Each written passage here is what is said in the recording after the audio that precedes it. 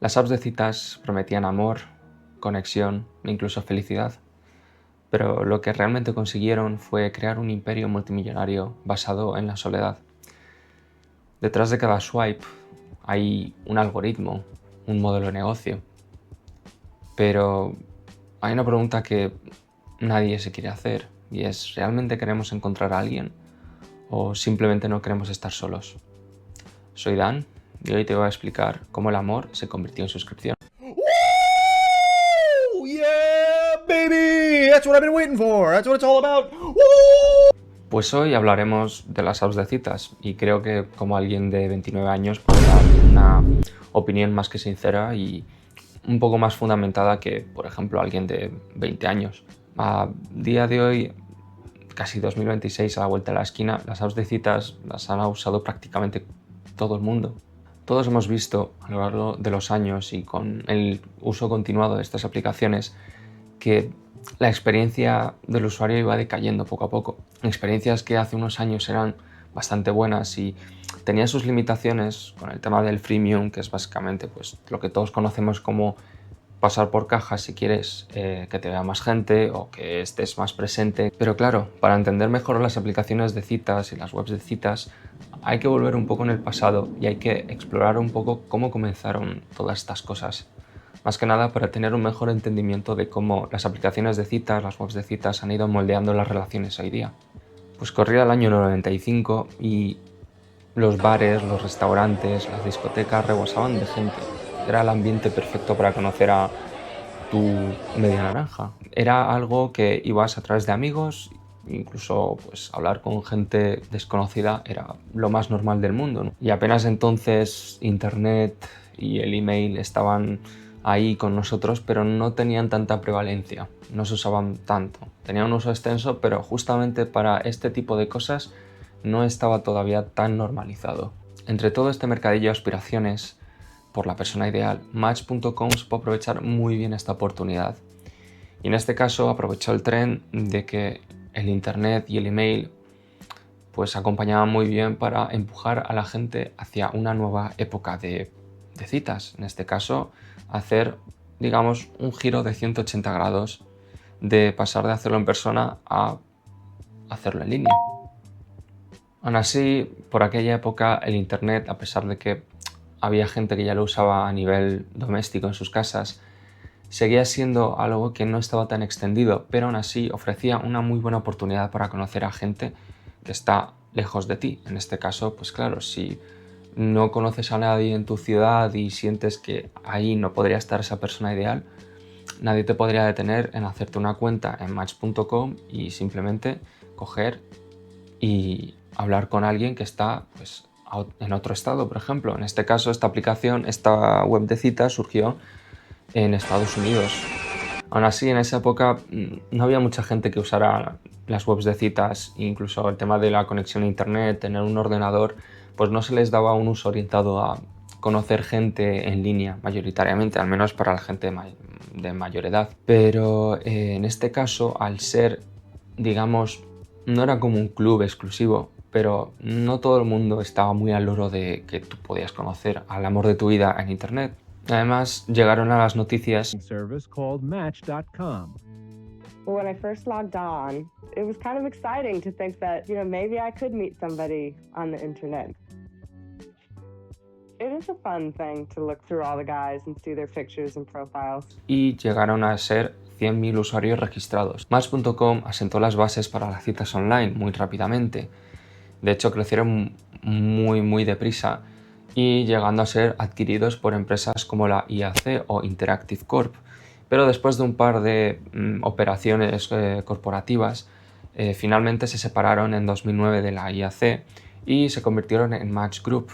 Y después en 2015 salieron a bolsa. Bajo Match Group se fueron incorporando nuevas aplicaciones y desarrollando otras. En este caso pues tenías OkCupid, tenías Plenty of Fish, tenías Tinder, la que conoce todo el mundo, tenías Hinge, tenías Pairs. Pairs era muy famosa en Japón. La famosa pregunta de ¿por qué no encuentro la persona adecuada? Es una pregunta que se hace muchísima gente y sobre todo cuando este tipo de aplicaciones pues suelen hacer pues, la publicidad donde enseñan a una pareja o enseñan historias de éxito donde dicen Estoy con mi pareja, la conocí en Tinder y llevamos pues 3, 4 años muy felices, nos hemos casado, o te hace pensar a ti, vale, si yo hago eso, si yo me hago un perfil en estas apps de citas, conseguiré el mismo resultado, ¿no?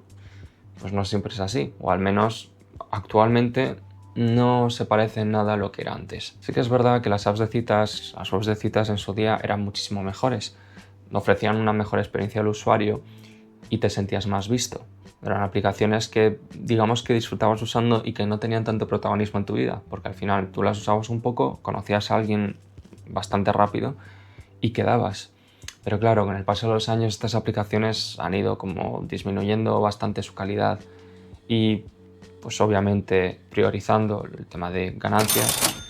Y claro, usualmente cuando priorizas algo, pues se genera aquí una relación de ser inversamente proporcional a lo que de verdad le gustaría al usuario.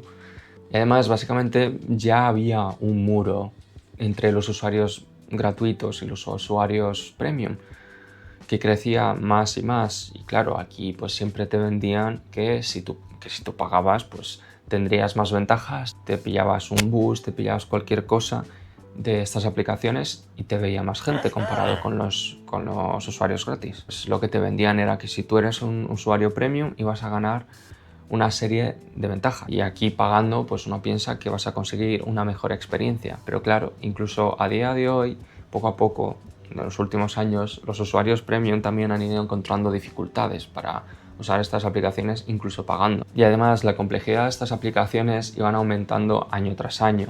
Tema de seguridad, temas de algoritmos de recomendación. Las cosas se estaban tornando a ser un poquito más complejas de lo que parecen, sobre todo por debajo. Y claro, ¿cómo puedes aumentar la complejidad de trepar un muro y saltártelo? Pues poner cristales en la cima. Y esto es un poco lo que empezó haciendo Tinder con el sistema Elo. El Elo es un sistema que en su origen se usaba para ajedrez. Fue creado por el físico húngaro Árpád Elo. En este caso, digamos que era una manera dinámica de rankear los jugadores de ajedrez. En este caso, pues funcionaba de tal manera que si vencías a un usuario, un jugador con un elo mayor que el tuyo, tu elo subía más. Y si te vencía alguien con un elo menor que el tuyo, tu elo pues bajaba. Y era una manera bastante práctica de hacer rankings de jugadores y de niveles. Y pensarás, ¿el elo qué tiene que ver del ajedrez con Tinder? Y tiene una explicación muy sencilla. Y es que allá por 2013-2015 Tinder tenía que averiguar una manera bastante más dinámica de ordenar millones de usuarios y decidir a quién mostrarte. Y el funcionamiento es bastante parecido. Al final digamos que es un poco como una baraja de cartas, ¿no? Al final cuando vais swipeando, pues tú vas viendo gente y al final pues es como una baraja de cartas, ¿no? Como casi todas las aplicaciones. Si alguien con un elo superior al tuyo te daba like, entonces tu elo subía y te mostraba más gente. En cambio, si alguien con un elo menor que el tuyo o te dan dislike directamente, tu elo baja. Digamos que al final querían equilibrar un poco el sistema de una manera más dinámica.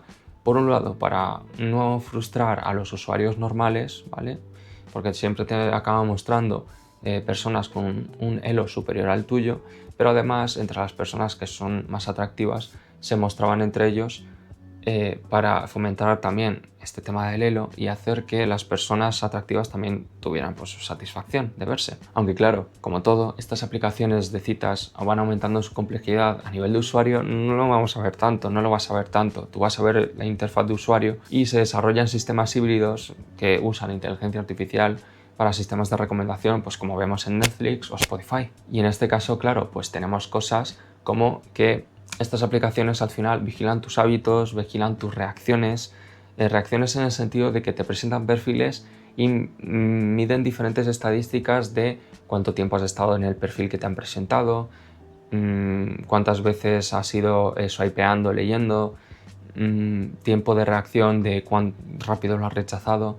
van midiendo un poco todo, también tiempo de que te pasas al día en la aplicación. Hay apps como Hinge o Bumble que lo que hacen es usar aprendizaje reforzado y aprenden un poco de tus hábitos y de tipo de perfiles que te gustan, con lo cual pues aprenden mejor y te enseñan perfiles que te pueden llegar a gustar. A día de hoy Tinder explicó que no usa el Elo Score y que lo dejaron de usar. Pues sí que es verdad que nunca hubo tanta transparencia con este tema y es algo un poco que siempre se evade. Entonces nunca vamos a tener esa confirmación real de cómo de mucho se usaba. Hay teorías y especulaciones que no son oficiales obviamente, pero son experiencias generalizadas entre los usuarios, y es que se traducen muchas veces en una reducción de la visibilidad de tu perfil para otros usuarios, y esto al final pues puede generar bastante frustración. Estas aplicaciones lo que quieren es que las uses y que te enganchen, y claro, si no usas la aplicación, a ellos no les sale muy a cuento tener tu perfil inactivo cuando podrían tener otros perfiles. Todo el mundo conoce esto como el famoso shadow ban. Entonces por eso digo muchas veces a la gente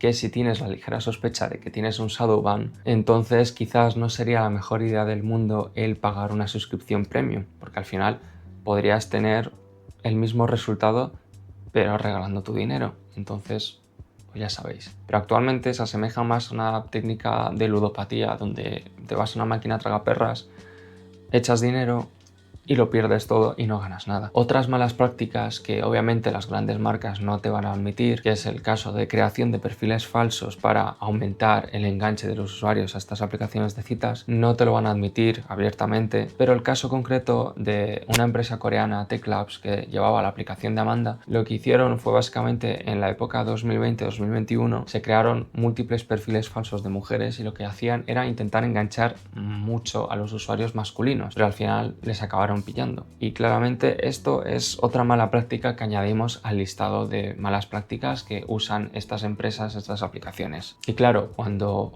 manipulas de esa manera a un usuario, que incluso pues obviamente todos conocemos los famosos casos de estafas del amor, que tú coges, te haces pasar por Brad Pitt, te pones fotos de Brad Pitt y engañas a una señora de 60 años que estás en el hospital, que te falta dinero y que te haga por favor un bizum. Con esto lo que llegamos es que se ha generado un nivel muy alto de frustración entre los usuarios de estas aplicaciones de citas y cada parte se lleva a su lado malo. Por un lado, a las mujeres se les ha generado un sentimiento de fatiga de la elección. Tú les puedes presentar muchísimas opciones, pero claramente no quiere decir que a una mayor cantidad vaya a haber mejores resultados. Y por otro lado, el lado malo que se llevan los hombres, en su mayoría, e incluso siendo pues de un atractivo medio, es muchas veces pasarse semanas, meses, incluso nunca tener likes o matches o citas con personas. Entonces es como dos caras de la misma moneda.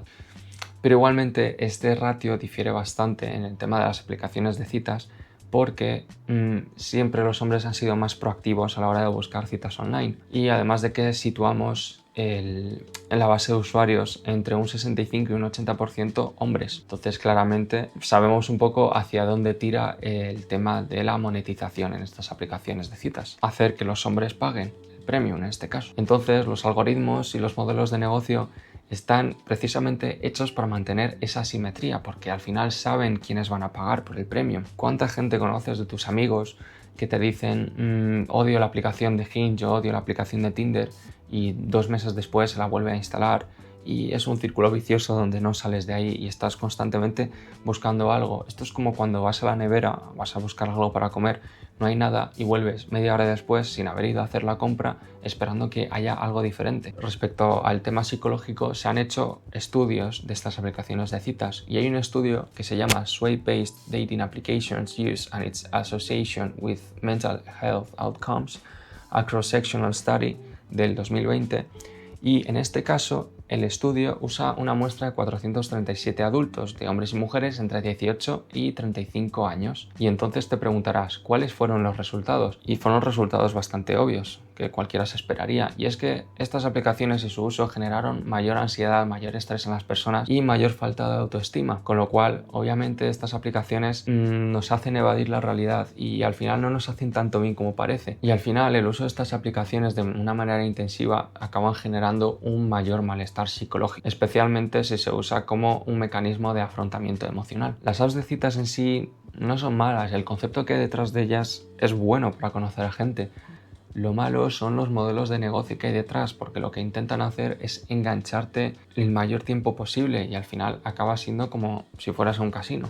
Las apps de citas también indagan en la mecánica de esa búsqueda constante de la persona ideal o la persona perfecta, y al final se acaba convirtiendo como la experiencia de cuando vas a Netflix sin una idea clara de lo que quieres ver, te pasas 2 horas mirando películas y series y al final te vas a la cama sin realmente haber visto nada.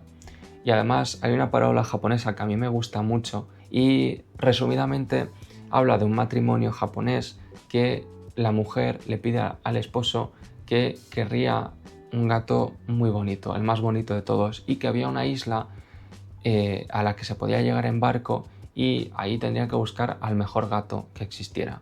Entonces el marido fue con el barco, llegó a la isla y vio un montón de gatos, de todos los colores exóticos, pelo lacio, pelo corto, había un poco de todo. Parecían todos perfectos. Y vio un gato, era precioso ese gato, y lo cogió en brazos preparándose para irse. Pero de repente, por el rabillo del ojo, vio otro gato aún más bonito, que tenía otra cosa aún más bonita que el que tenía en brazos. Dejó ese gato, cogió al siguiente, y así todo el rato. Fue encontrando gatos cada vez mejores. Y al final el marido nunca volvió, se pasó años ahí y jamás volvió a casa con su mujer. Entonces eso es lo que me refiero, que hay una búsqueda constante que nunca termina porque siempre acabas creyendo que vas a encontrar algo mejor, que el césped al otro lado de la valla siempre es más verde, siempre es mejor que el tuyo. Y es una búsqueda que nunca acaba.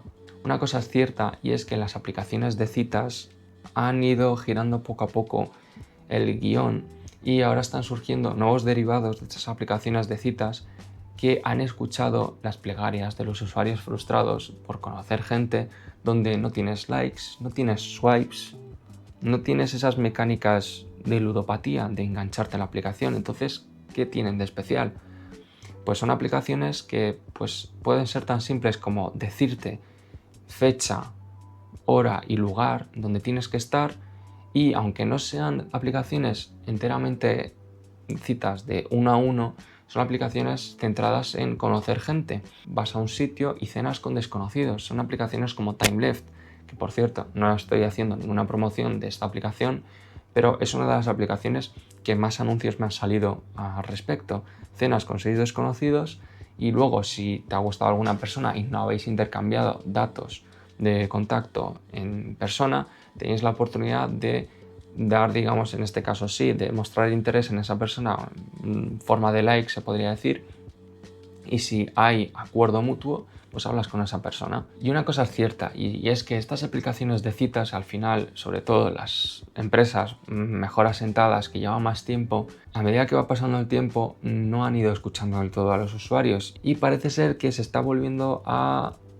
es como un ciclo, que estamos volviendo atrás. Y es que ahora las personas detestan cada vez más las aplicaciones, o al menos las aplicaciones que quieren todo el protagonismo, y se centran más en que el usuario tenga la mejor experiencia presencial y no sentirte invisible. Entonces creo que entiendes lo que quiero decir, ¿no? Y es que estas aplicaciones de citas a lo largo de todos estos años han fomentado esa búsqueda constante, esa manía ludópata de siempre pensar que hay algo mejor al otro lado, que tú estás conociendo a una persona y piensas que hay alguien mejor allá afuera, pero es que pasa al revés también, y es que lo mismo que tú piensas puede pensar la otra persona que te esté conociendo a ti y diga, vale, yo te conozco a ti, pero oye, hay alguien mejor allá afuera, estoy hablando con alguien que parece mejor que tú, y al final es una búsqueda que nunca termina, que siempre te quedas insatisfecho. Lo mismo nunca acaba y siempre estás buscando a esa persona ideal, y muchas veces